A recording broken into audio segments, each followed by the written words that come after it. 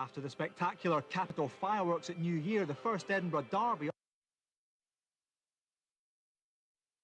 But referee Stuart Dougal decreed the pitch playable, and both sides then set about serving up an absolute cracker.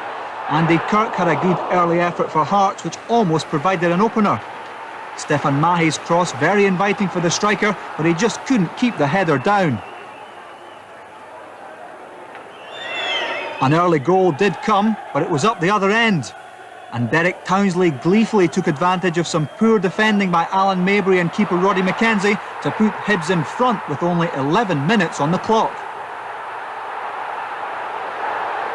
Mabry's header was wayward, but McKenzie forgot he could have come for the ball with his hands. No complaints from Townsley though. 6 minutes later, Hibs doubled their lead through Tam McManus. That's his 6th of the season. Craig James's cross was perfect, and suddenly Hearts had a mountain to climb.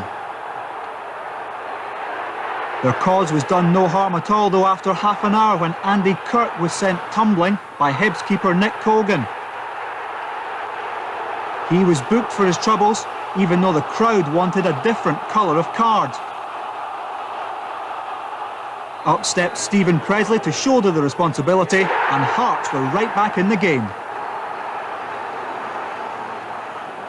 Another Craig James free kick almost produced another Tam McManus goal, but agonisingly for him, his effort just didn't have the direction required.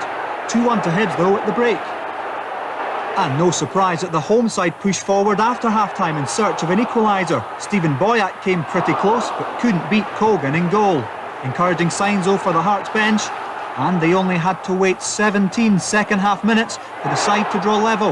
The equaliser coming from the scourge of the Hibs, Mark de Vries, adding another goal to the 4 he scored in the first Edinburgh derby this season. Jean-Louis Valois and Andy Kirk combined to create the chance, expertly finished.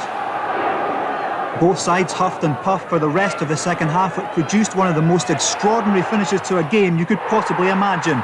Craig James blasted Hibs in front with just a couple of minutes left, before Grant Brebner put them 4-2 up deep into stoppage time after McKenzie saved Mixu Patalainen's penalty.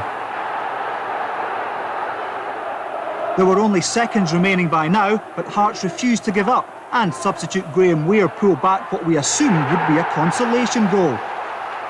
Not a bit of it.